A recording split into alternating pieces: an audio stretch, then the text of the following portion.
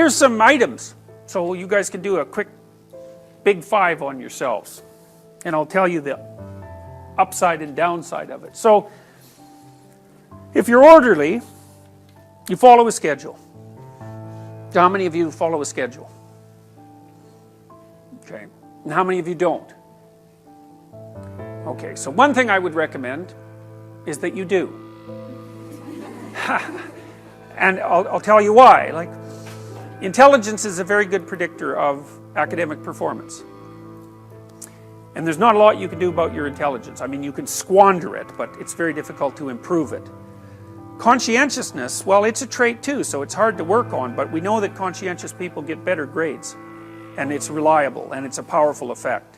And so, if your time use is organized, then the probability that you're going to be successful is very high. So, one of the things you might think about is make friends with a calendar, like Google Calendar or something like that. And I can tell you some tricks about that, because really it is important. Like, and I'm not kidding around about this. If you're low in conscientiousness, it's really going to trip you up as you walk through life. There's not very many advantages to it that I've been able to see. And I'm not assuming that just because you don't follow a schedule, you're low in conscientiousness, but it is one of the items that mark it. The advantage I've seen so far to being unconscientious is that if you become unemployed, it doesn't bother you as much. And I mean, that actually turns out to matter in some situations. So like, you know, if a big company has to shed 50% of its employees, it's the conscientious people are going to suffer themselves to death for it. And the unconscientious people, they're not going to care anyways, because they weren't working anyways. So it doesn't matter if they have a job or not. So here's one way of thinking about making use of a schedule. Often people are afraid of schedules because they think of them as a trap.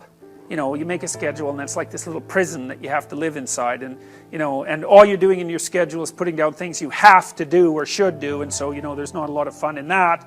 And so not only is it a trap or a prison, but it's kind of an unpleasant one.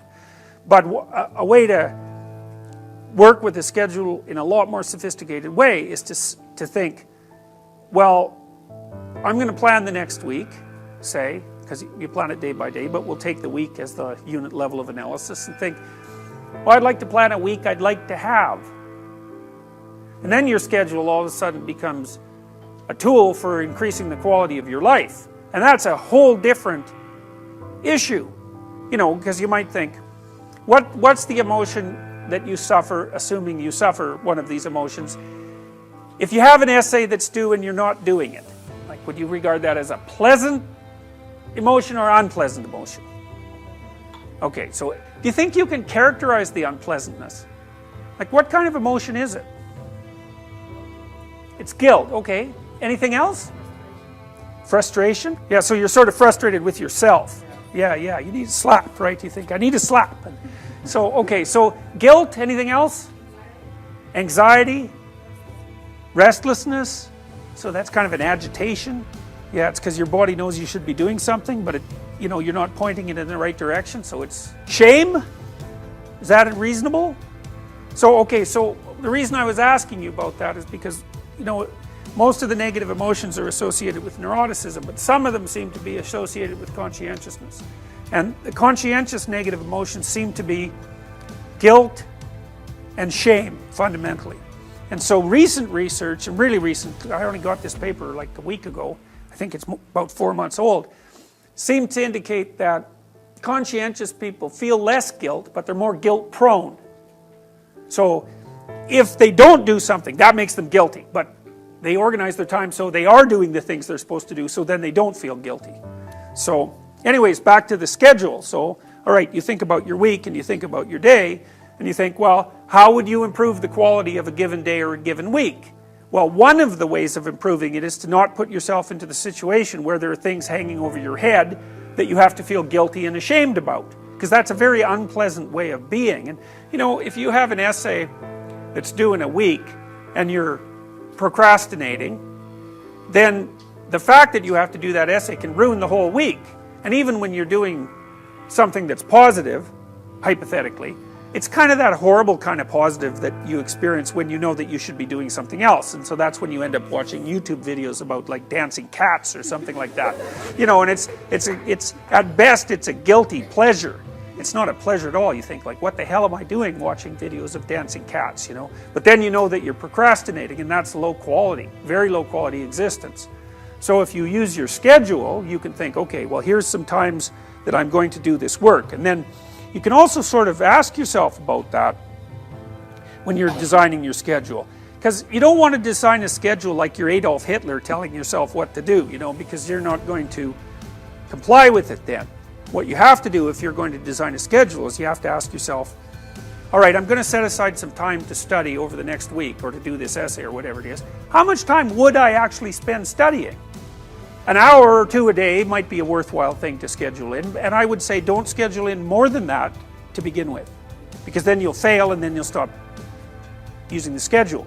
And so the other thing you want to do is you want to schedule in things that you want to do, and then you want to look at the day or the week and you want to think, hey, that's a week I'd like to have.